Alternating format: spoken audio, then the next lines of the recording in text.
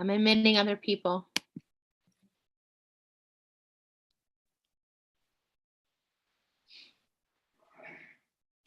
Link should be coming live in 5, 4, 3, 2.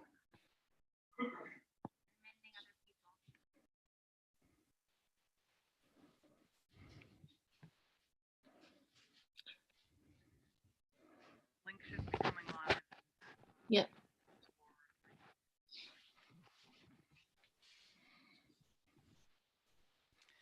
Excellent. Got everything running. Good. Nothing like an exciting finish. We're going to call you 005. Just a little technical glitch. Nothing like an exciting finish.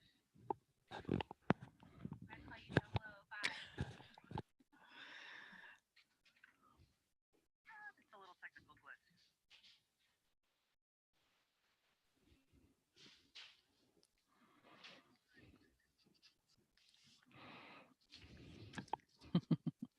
I hear myself in stereo. It's sort of scary.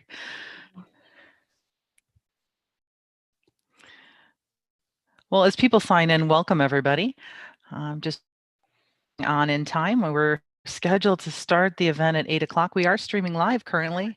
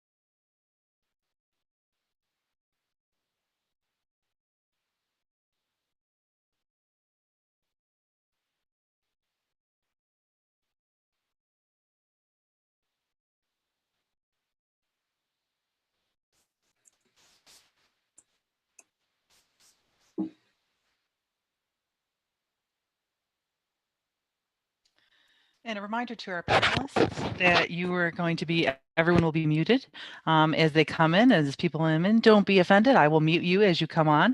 But I just want to make sure that we all have the ability to sort of engage with each other as a panelist come on. So as a panelist, as you start your presentation, remember, you're going to be muted.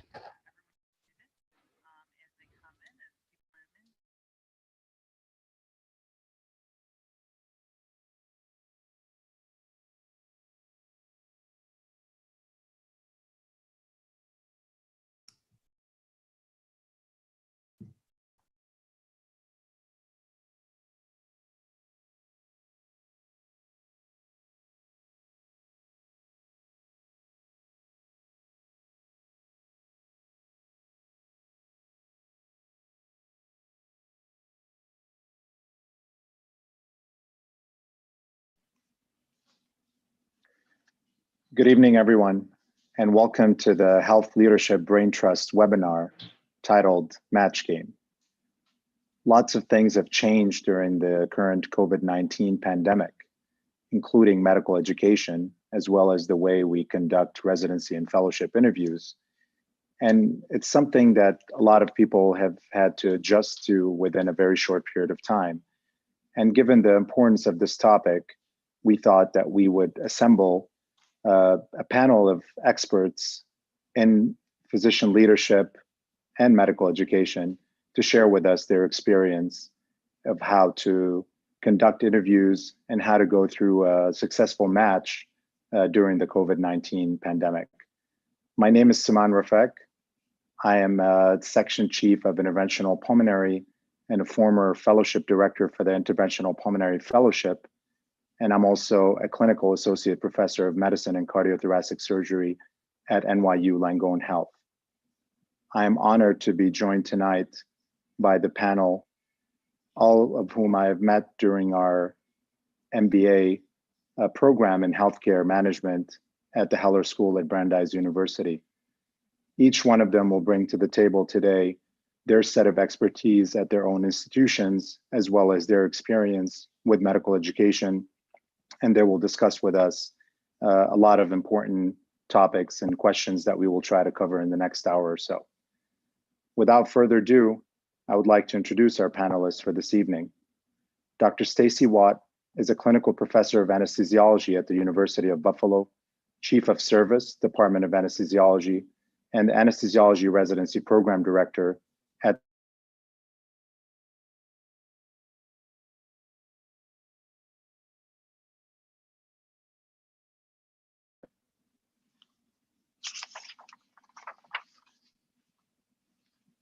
Dr. Bharat Gothakonda, Professor and Chairman, Department of Neurosurgery, Louisiana State University Health in Shreveport, Louisiana. Dr. Mitchell Sokolov, Professor and Chairman, Department of Urology, University of Massachusetts Medical School, and UMass Memorial Healthcare in Worcester, Massachusetts.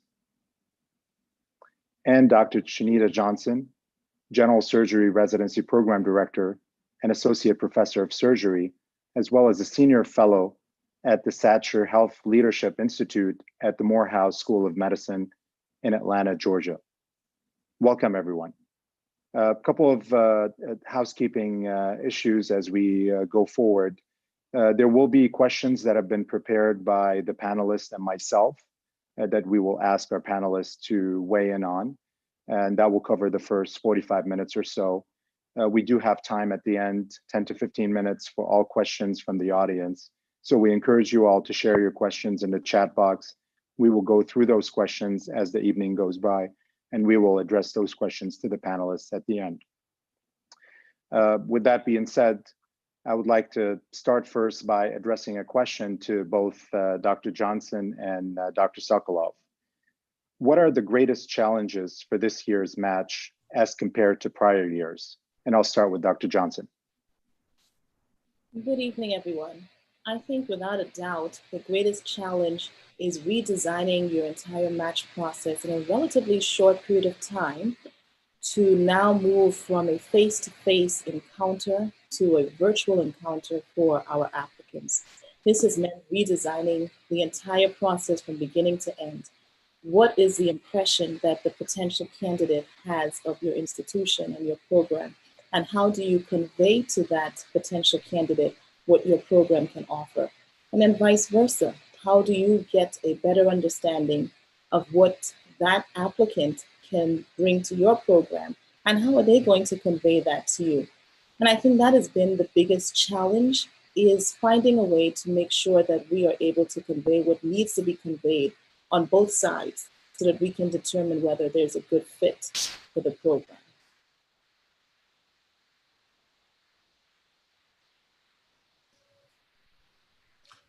I'll follow here, Saman. I would say the greatest challenges this year have been the unknowns and trying to anticipate what to expect. How many applications are we going to get? With the lack of sub-internships, are programs going to favor their own known applicants? Are the dynamics going to change? How do we make the interview day the most efficient and productive? This, of course, also brings opportunities. And I think we've refocused ourselves on a holistic review of the application, social media for promotion, and trying to further streamline our interview process. Fortunately, urology is a small field. We have our own match. We talk to each other about these issues, and our governing body, the Society for Academic Urology, has really done a masterful job of trying to put into place guidelines and policies to help smooth this year's match. Also, now that ERIS is open, we are starting to get the demographics of who's applying and what to expect from our applicants. Any further comments from Dr. Watt or Dr. Gathakonda about the same question?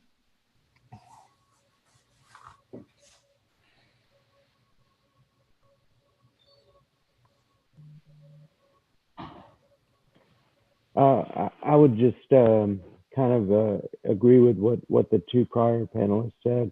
I think it's we've really taken this as a nice All right, I'm going opportunity. to ask that you repeat the question for me just because I'm getting a lot of feedback from the mic.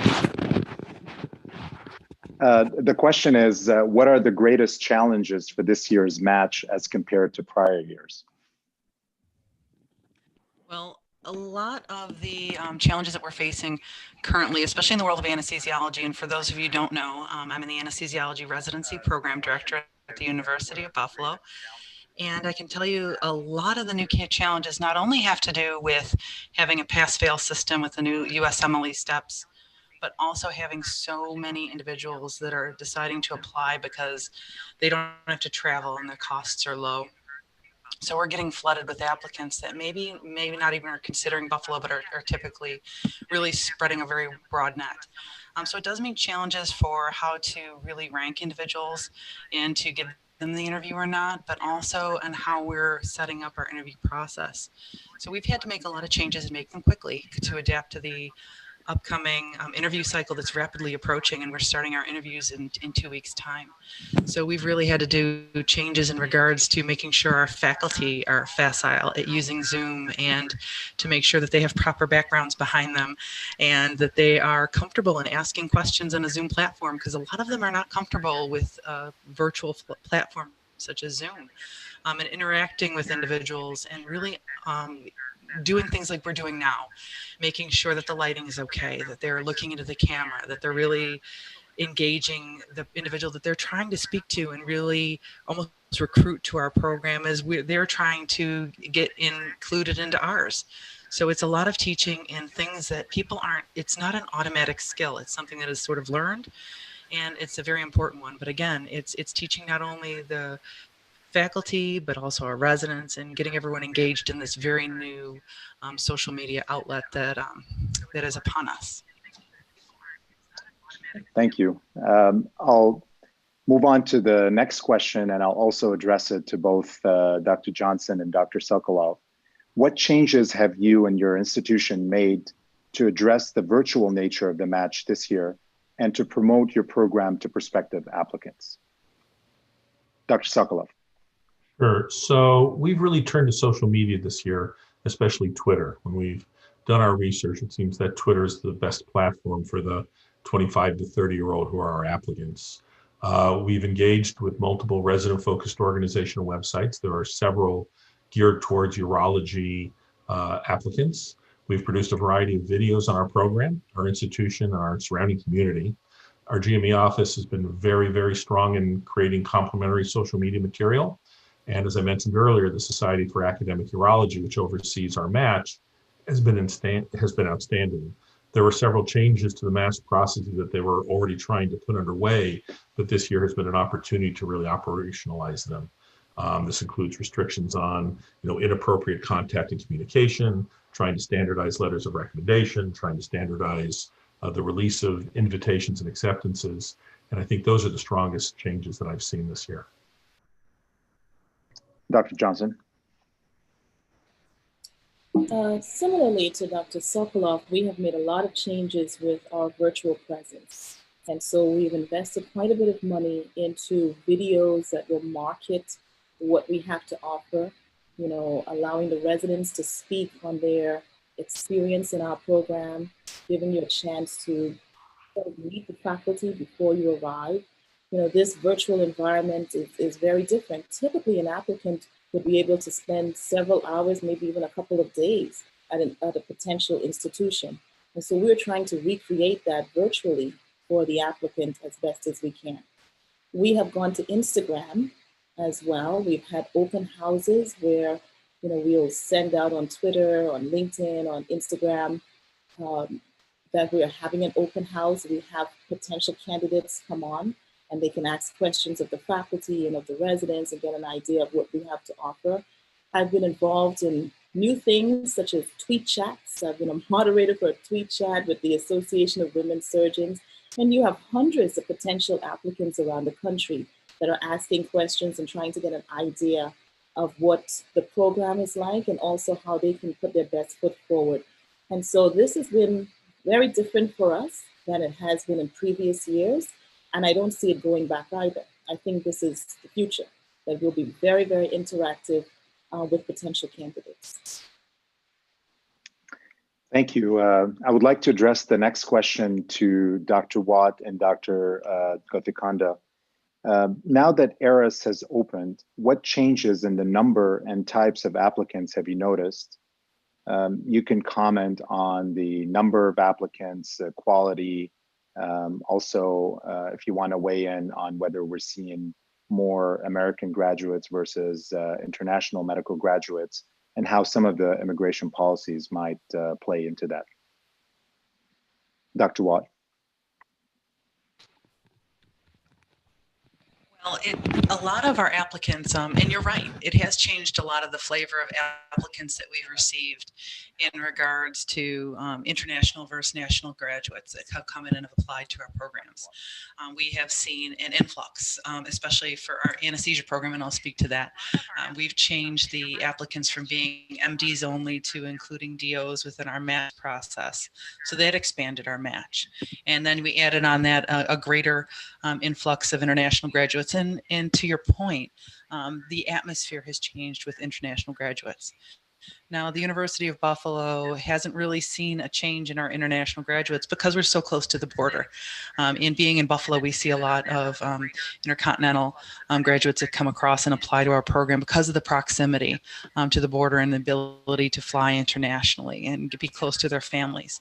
So although we haven't seen too much of a stretch, we have noticed from our program director discussions that there has been a sort of a reduction of applicants. They're worried about taking an international graduate because they're afraid of either issues with visas and coming back and forth, or it's a concern about literally the ability to lose them during the program. I mean, I know I had that has been discussion. Unfortunately, for Buffalo, we haven't really seen a reduction, and we don't plan on changing our practice of including international graduates within our program, but I know it has been a concern. So it is a very good question. Bharat, I don't know if you want to weigh in after me. Dr. Gothikanda. I think, we've had a few days now to review the applications that we've gotten in, and it's been amazing. I think the numbers have been higher already. We typically, in neurosurgery, there'll be a few hundred people who apply to any given residency program, and we typically have between 200 and 220 fairly consistently in terms of applicants per year.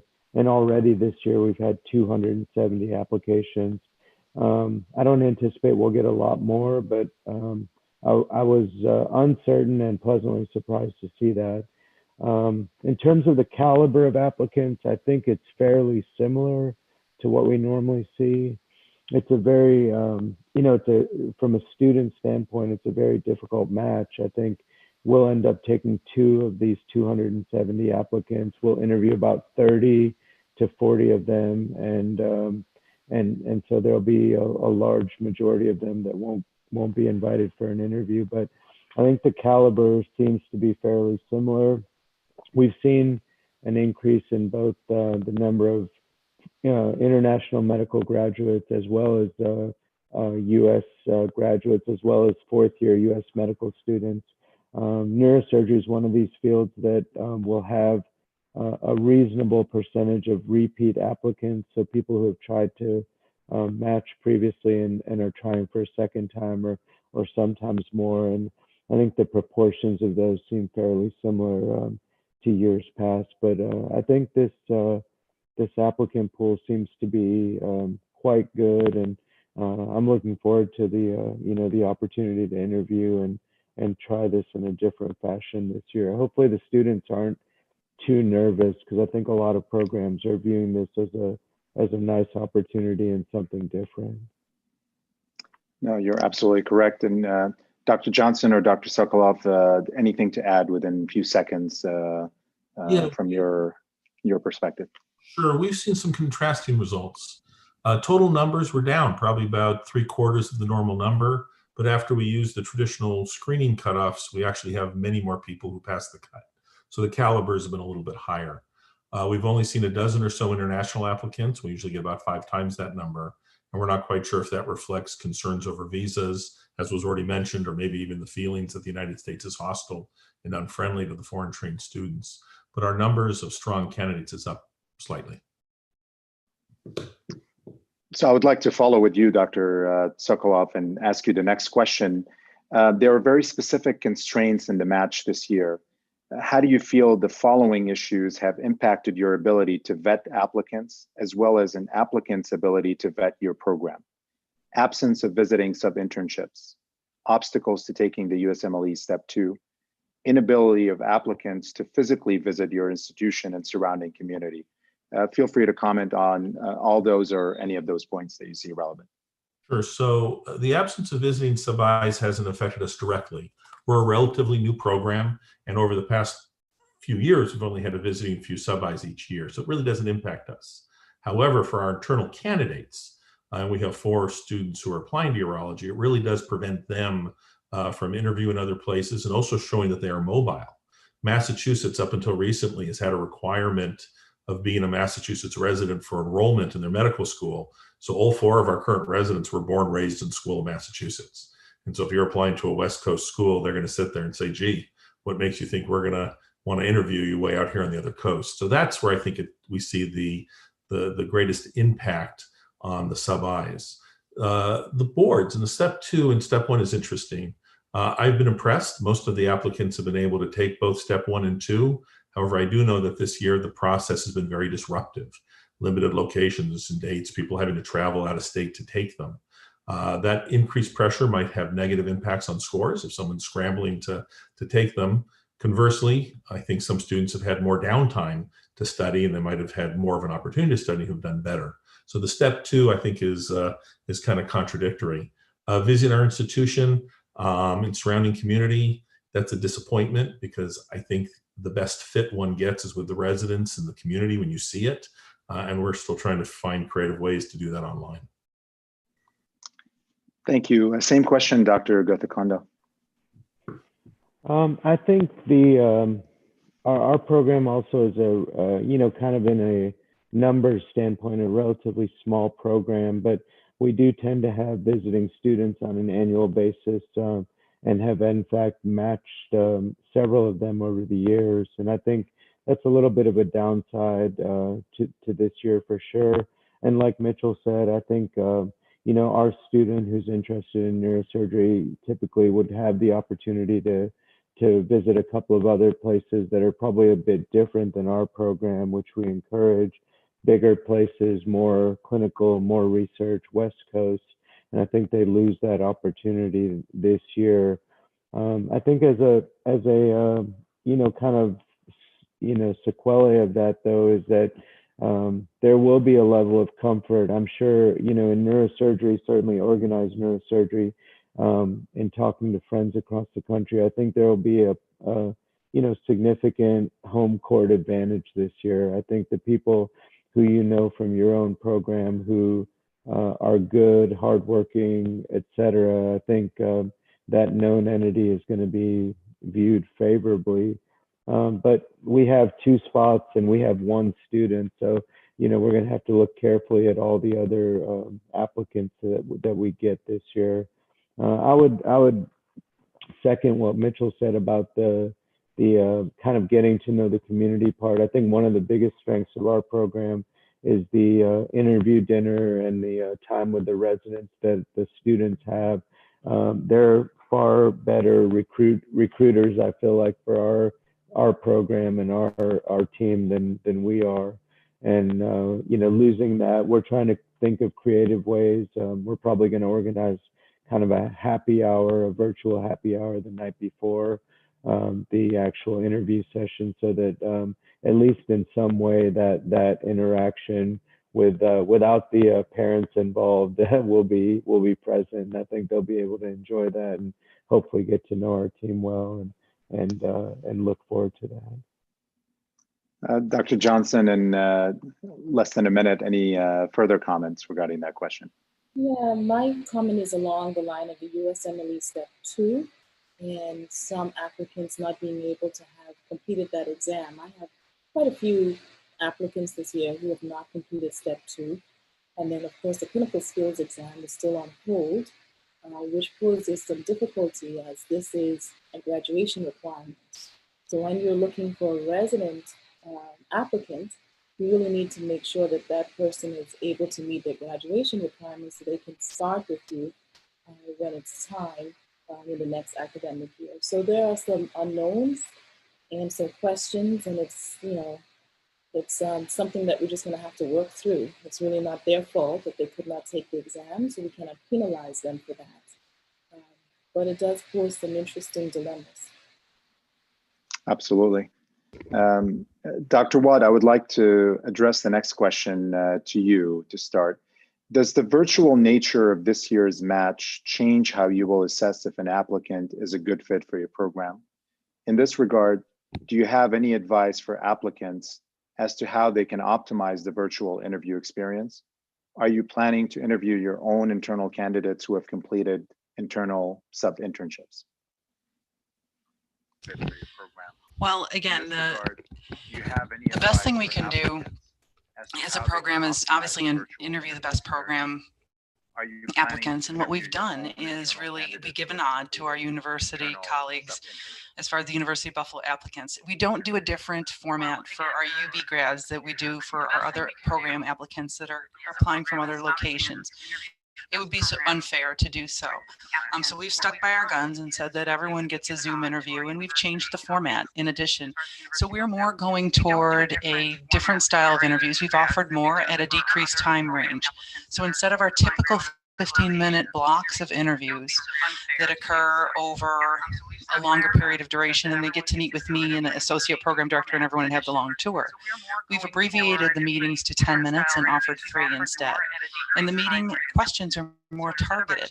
So now we have, instead of the long-winded questions about, tell me about anesthesiology, we're more into the right fit for the program and how we're really going to gauge that person's interest in Buffalo, but also their ability to really be a good fit for our program. So if you remember this, the match program itself is designed to sort of reach across the bounds and that chasm between the applicant and the program. Is the applicant a good fit for that program, and is the program a great fit for the applicant? We really want to make sure that that both are not only happy with what we're offering, but again, it's a mutual benefit, it's a symbiotic relationship, and it's a win-win. We're really trying to always get to that win-win situation. So we've changed a lot of our formatting to make sure that we've got it down as best we can in the minimum time frame beforehand. Thank you. I would like to ask the same question to Dr. Gatakonda to comment. I think, we've kind of taken an approach of, kind of excitement and enthusiasm as far as the virtual nature of this goes. I think it will be different. I think it is. We've had a lot of practice over the last 6 or 7 months with Zoom. So a lot of our educational sessions, we've interviewed faculty candidates, we've hired faculty candidates, we've had quite a bit of Zoom practice. So I think our team and residents certainly are facile with it. I think having the session before with the residents is going to be important. And like I said, I think that'll be a crucial part of this. But I think my advice to the applicants will be similar to if they came here. I think, be yourself, kind of interact honestly and wholeheartedly with the interview process, and really just kind of be yourself, because I think that's the message that we're trying to gain from our 15 to 20-minute time with you, is to learn about you, learn what your motivations are, and to see if you're a good fit. And I think the distance and not being able to necessarily shake hands is is a minor thing. I think our ability to gauge those things will be probably not that far off from the normal year. So I would just be yourself, and I think the interview process will be good. We're looking forward to it. Dr. Sokolov, same question in less than a minute, if there are any bullets you would like to add. Yeah, I mean, I agree with both what was said by Stacy and Bharat, but we're really trying to create new ways and maybe innovative ways to make the Zoom interviews more intimate. Our faculty is very familiar with Zoom. We've been doing daily Zoom meetings since COVID began. But it's that ability to really make it an environment that's more personal in face. And as also has been mentioned before, I think mostly by Stacy, or maybe it was by Bharat, that opportunity for the residents to intermix with the applicants, which is the most important thing. We're going to have dinners the night before. We'll send out DoorDash, coupons so people can have food with it. We've had some open houses. I think we did 4 or 5 in the last few months. But it's a shame because we really want the residents to meet with the applicants, because that's really we get the heart and soul of the program. Thank you. And I would like to stay with you, Dr. Sokolov, and address the next question to you. It's actually an idea that you brought up during the discussions, and it was something that was new to me, that this year has seen the incorporation of quote unquote preference signaling in some residency programs, for example, ENT. What do you envision as the future of this tactic, and can you elaborate further on this tactic for the audience?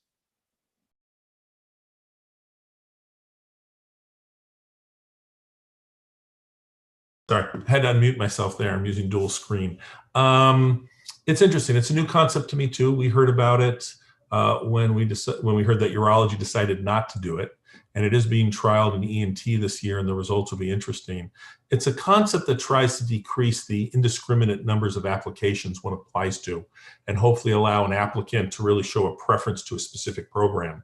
So each student gets 5 chits or 5 preference cards, and they're allowed to give those to different programs. I assume one could give all 5 to a single program if they wanted to, but to divide them out so that they're sort of making more of a commitment to that program that, yes, we're really interested in you. We really want to match here. The pros are hopefully that it decreases indiscriminate applications, decreases cost, and maybe makes that better pairing. It is a new concept. ENT is the only one doing it, and I'll be very curious to see what happens in the future with it. I think it might just show an overall more equality of how people apply and expect it. Dr. Watt, are you familiar with this tactic, or is that something that's been incorporated at your institution or at your program?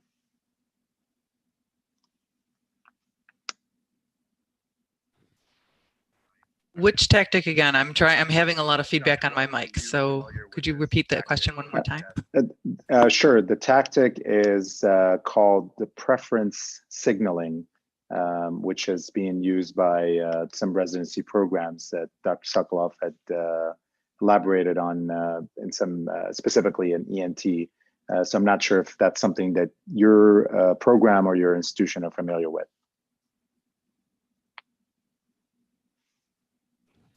Well, we're not currently using any of the signaling technique that I'm hearing described. And again, it's very tough to hear, so I'm gonna wing it a little bit and trying to understand what was background a little bit. So as far as interview tactics that we're going on a greater amount of utilizing a more empathetic. If you look at the 6 core competencies in ACGME, we've really highlighted out the sort of soft points. So we're not going to be really going forth and asking our applicants about medical knowledge or anesthetic skills. We're really going to go after the softer ones, such as empathy, the ability to relate to people and to the program itself. So we're really going to be focusing on giving them actually case-based questions. Now, don't promise me you won't be telling our applicants this, but I do want to say that we're going to be really focusing down on what we can do to make sure that they understand sort of real life scenarios that we can gauge how they'll handle them. So let's give an example.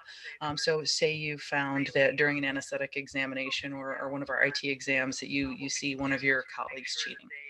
How will you handle this? And how will you best be able to not only maintain professionalism, one of the competencies, but really also not only be empathetic, but a good teammate, but also maintain a high standard of education. So there's a lot that goes into the answer of a question, but it's very telling on how they answer that question. And really that goes forth and says a lot about the person, the applicant, but also on what kind of person are you interviewing, and do you want them on your team? I'm very proud to say that all my residents, I select out for those individuals that are strong personalities, sort of like myself for those who know me, but also for those individuals that really have the best qualities of people and professionals that I want to recruit and join my team. Thank you. Dr. Johnson, are you familiar with the tactic, the CHITS or the preference signaling? I'm not familiar with it, but I do find it intriguing. You know, I think it allows for a more streamlined process if we're able to match candidates with programs that they are most interested in. It allows the other programs now to have more opportunity to interview those who are more interested in their program. So if candidate A is interested in institution A, then institution B has extra spots available, you know, now to interview for candidates that will rank them highly. So I think it's a win-win actually. That would be great if that's the case. Yeah, Dr. Gatakonda, please go ahead. You know, I think I had not heard about this either prior to this kind of preparation for this, but you know, I couldn't be more of a fan of that concept. I think the you know, the match process and kind of the randomness of the match process is a very you know, I think it's rooted in history, and I think there's something to be said for that history, but it's a pretty antiquated process. I feel like there's no other, you know, kind of modality of employment that would work this way. I think the concept of hiring people who are interested, who are mutually interested in one another, and who seem to be a good fit, and kind of guaranteeing that you are hiring somebody that you would like to hire. I think this is a really intriguing thing that I would go so far as to say that I will certainly bring this to organized neurosurgery and see if it's something that could be employed. I think some of the older kind of modalities are maybe it's time for some of those things to be changed. And I think this is a win-win, like Shanita said. Right. Thank you. I'll move on to the next question. Dr. Johnson, how have you modified or anticipated modifying communication between your program and the applicants this year? You know, like we were talking about earlier, we have increased our communication exponentially. We are very, very interactive with our applicants. I've met quite a few of them on different platforms, at different programs. You know, having the societies be involved with this process also has been very helpful, like the Association of Women Surgeons, the Society of Black Academic Surgeons, you name it. You know, most of the surgical societies have had some sort of a program to help their potential candidates make it through and navigate through this process. So I think the communication has been great. I myself have been way more active on social media than I've been before, you know, and accessible. And I think it's really good. You're starting to get an idea of candidates before they even put their application in, which is excellent. Same question, Dr. Gatakonda. How have you modified or anticipated modifying communication between your program and applicants this year? I think it's really, we viewed this as a great opportunity. We're doing things this year that probably we should have been doing for years. Like others have mentioned, our GME office has been very, very supportive in terms of, we've made a series of videos, 6 videos, in fact, some that highlight our program, some that highlight our research, some that highlight the community, some that highlight past graduates, even in terms of what they've done after the program was finished. And these are up all over on our webpage, on our Facebook, on our Instagram, on Twitter. And so those that know me, I'm not social media savvy or active, and we've created a team of people, one who is one of our senior residents and one who is our marketing person, that really have spearheaded this effort. So the GME has, allowed us to do this and covered the cost for some of this, and we've budgeted for it in our own practice budgets. But it's well worth it, I think, in terms of reaching out to them. I think we've had a lot of, obviously the views and the likes and all that can be viewed as far as the numbers, but it's been tremendous, and I think this is here to stay. I mean, even if we go back to face-to-face interviews, I think the way of marketing ourselves and the way of kind of marketing our team, I think it's been wonderful, and I think it's something we'll continue to do, well past COVID. Yeah, and we'll address that actually towards the end with that specific point. I would like to ask Dr. Sokolov or Dr. Watt if they have any further additions to the same question. Yeah, I think communication has to be looked at two ways. And much of what Bharat was saying, obviously getting the message out of who your program is, trying to come up with videos that explain what goes on in the day of a life of a resident. I think that's all very appropriate. That's something we're increasing, and that's good. One thing that urology has tried to do this year, even before the COVID, was the inappropriate communication between programs calling and letting an applicant know they're a top choice. Or this year, before the applications go out, saying, hey, we really are probably interested in you. Go ahead and give us certain dates that you might be interested in interviewing with. Those are the communications that I know we're trying to quell. And this year, supposedly, they're going to be, at least with the urology match, some punishments for programs and applicants who go outside to try to communicate their favoritism. I can weigh in on that as well. I think I got the mic issue fixed, so hopefully everyone can hear me a little clearer. All right, everyone happy now? Good. All right. So as far as with the microphone, I apologize. I'm running two feeds, so I again, multitasking at its best for a mom. When it comes to the match and upcoming, there's a lot of rules from ACGME as well as each of our specialties in regards to the appropriate and professional behavior during a match situation. We have very strict rules and guidelines, and I'd like everyone to know, if you're thinking of becoming a program director, you're going to have to know those rules inside and out, because if you violate, you're not only putting that applicant at risk, but you're putting your entire program and sort of your program in years to come at risk as well. So those are important rules to notice. But again, and also educating your faculty, because I hate to say it, some of them are very excited about selling their program to people, but unfortunately they take it just that step too far, and they'll say something that is wildly either inappropriate, and if you get an applicant that says that I don't think is right to do that, and they decide to blow you in, well, now you've created a problem that you might not be able to backpedal out of. So it's very important to know the rules. It's very important to share those rules with your faculty members. And if you're an applicant, it's very important to know those rules yourselves, because again, if you have a program that you're applying to that's violating the rules left and right, they might violate the rules in other areas as well. So it's appropriate to know where you're standing in regards to the rules, but it's also important to engage your program to the best of its license.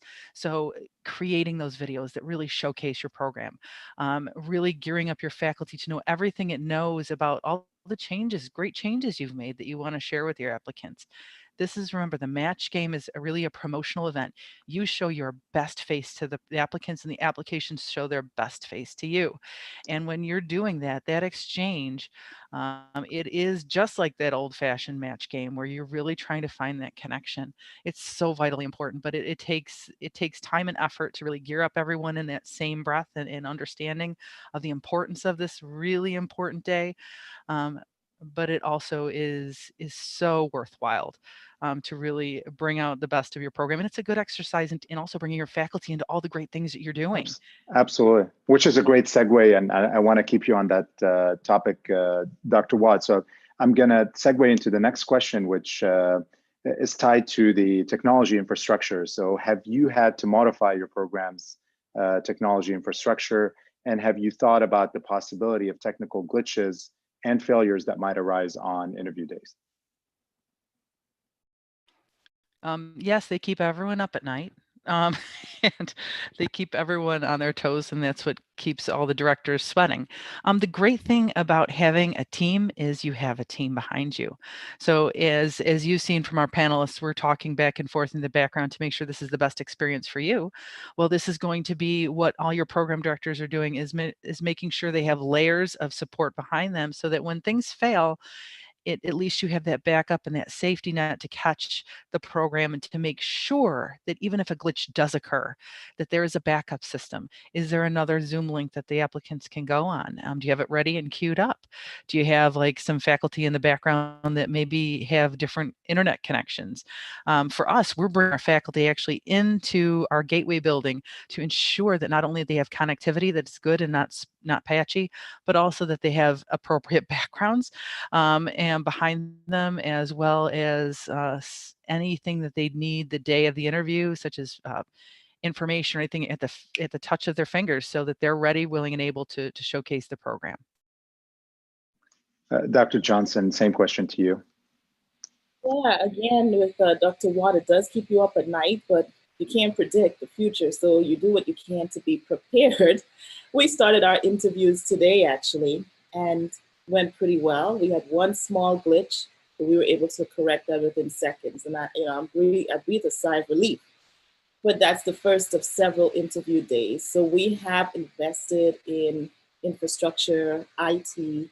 We are also requiring our faculty to be on campus to make sure that we have proper internet service.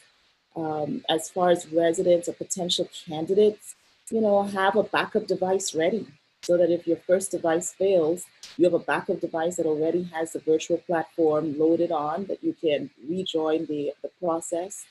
Try not to panic. Have the numbers for the institution that you're currently interviewing with at the ready so that you can call and say, hey, I'm having an issue with my internet, or whatever the issue might be. The nice thing about this virtual process is that you haven't spent hundreds of dollars to come out. And so if worse comes to worse and we need to reschedule your interview, we're only looking at time investment rather than money. So try not to stress about it. But yeah, we do the best we can, but I'm sure there's going to be glitches along the way. Yeah. So I'll stay on that subject of technology, and it's a bonus question that I'll actually ask to both Dr. Sokolov and Dr. Gatikonda. And it's a question that we thought of as a panel, and also that we're getting from some of our audience, which is, have you set aside any budget, or has your institution helped you set aside a budget for video productions? And have you made any such videos that showcase daily life in your institution, what a resident or a fellow's life would look like? I'll start with you first, Dr. Sokolov. Yes, we created 2 videos. One my daughter did actually as a senior project a few years ago, and then we had a professional one done this year, quite costly. We had to pay for it out of department funds, out of education funds. The institution did not pay for that, although all the clinical departments have done those videos. In terms of infrastructure, we're all very Zoom proficient. Almost all of us have Macintoshes, so we all have built-in cameras, although we did have to purchase a couple of external cameras to be on the safe side. And we have our IT department standing by, which doesn't cost us a cent. And we'll do some run-throughs, which will probably take away from some clinical time. But really, most of the expenses have been on the department, and it's been for that production of video is really the big expense. Dr. Gatikonda. We've been, I think Mitchell maybe should move to Shreveport, because LSU's been very generous with funding this for our school. I think because everybody's had to do this year, the GME office has covered a lot of the costs. We have in-house video, and we have in-house photography that are always doing promotional items for the school. And so a big focus for that department this year has been creating videos and for all the different departments. So we made a video specifically, like Mitch was saying, to about living here, about you know, kind of what to do around here, what to eat, where to go, you know, trips that you could take, etc. So it's been kind of the stuff that they would get by having dinner with the residents the night before. I think they got in that video, and fortunately the funding for that was covered by us. I would reiterate what Mitch said about I think the expense here is going to certainly be less than normal for the institution. So for our department, I think we will end up spending less because there won't be a dinner, there won't be lunch, there won't be breakfast. The costs that we did, and you know, kind of have to invest in were webcams. Several of our faculty don't have laptops that have webcams, so we bought basically webcams for everybody to use if they needed it. That cost, though, I would say is $60 per webcam. So that's about a $600 or $700 investment as opposed to the other costs. I think our net expense will certainly be less than normal. That's great. Thank you. So what I'm gonna do right now is I'm gonna go to the take-home points for all the panelists, and then that will leave us with some time to answer some questions from the audience. So I'm gonna call on each panelist, all four of you, 1 minute each to answer the following question with take-home points. What are the positives from this year that you would like to see incorporated into future matches, and negatives that you would like to see circumvented? I'll start with you, Dr. Gotkonda, since you had the mic last. You know, I really think, you know, we're going to do things, I think, differently forever. I really think some of these things that we really focus on, and I'm really interested to see how this interview season goes, because I think if it you know, I remember being an applicant, I remember the limitations or the limiting factors were really cost-based factors. I mean, I remember driving, you know, down the East Coast or along the southern, you know, southeast part of the United States from Syracuse, New York, and I think, you know, staying in hotels where, you know, I didn't necessarily feel safe because I couldn't necessarily stay in the nicest places back then. And I think those limitations can really be, those limitations and kind of the stress and fears and all of those things that come with that, I think likely can be eliminated without sacrificing much in terms of quality, in terms of quality interaction, in terms of getting to know the program. I think we will probably do things differently, and we'll probably do things more virtually. I think this will allow people who potentially might not apply as broadly because of cost. They'll be able to apply wherever they want to. If they're good enough, they'll be able to get interviews wherever they want to, and potentially match at places that might not otherwise look at them. And I really think this is going to be a change for the positive as far as you know, kind of neurosurgery applicants go. Thank you, Dr. Johnson. I agree with Dr. Guthakonda. I think we have become more open and more transparent as programs, more accessible, even though it's virtually. And I think that this is definitely a positive that will continue in the future. You know, we discussed after our interviews today that maybe what we will see in the future is, you know, virtual interviews as a screening for, you know, your first go at a group of candidates, and then have the ones that are really interested and you're really interested to come in for a face-to-face visit. So maybe this will allow more applicants to have an opportunity to interact with your program and with your institution. As far as negatives, definitely, I think being there in person, seeing where the institution is and the hospital is, being able to drive around the community, interact with the residents for a prolonged period of time, you know, we're missing that, and we're going to have to find a way to recreate that. We're also doing some virtual happy hours and chat and choose and those sorts of things. But that is a negative that I think would be harder to fix. But I think overall, I think it's going well as a process. I think this is lemonade out of lemons. And I think there's definitely going to be some things from this that we continue into the future. Thank you, Dr. Sokolov. Yeah, for sake of brevity, I'm gonna pretty much agree with everything Shanita Johnson just said. I do think the positives far outweigh the negatives. I think the perhaps not making people travel so much, institutions and people's financials could be better.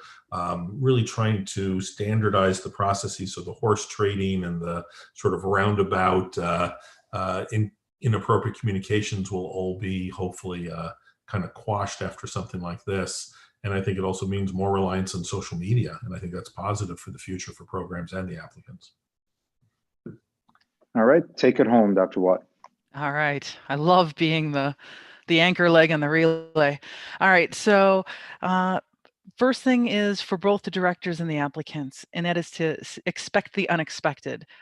If your mic goes out, if you have feedback, in my case, you do things and it's not working out, roll with it. It's also a testament to your, as an applicant and as a program, to evolve to stress and to keep going and to really take it home and make it work, because that's what we're going to have to do, is make this work.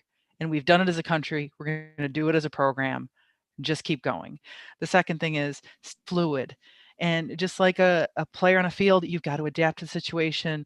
Make sure you adapt with your team and get everyone ready so that everyone pitches in and is ready, with hands ready to help you move and to adapt to the situations and challenges that you're going to face, because there will be popping up everywhere. It happens. That's okay. It's just how you adapt.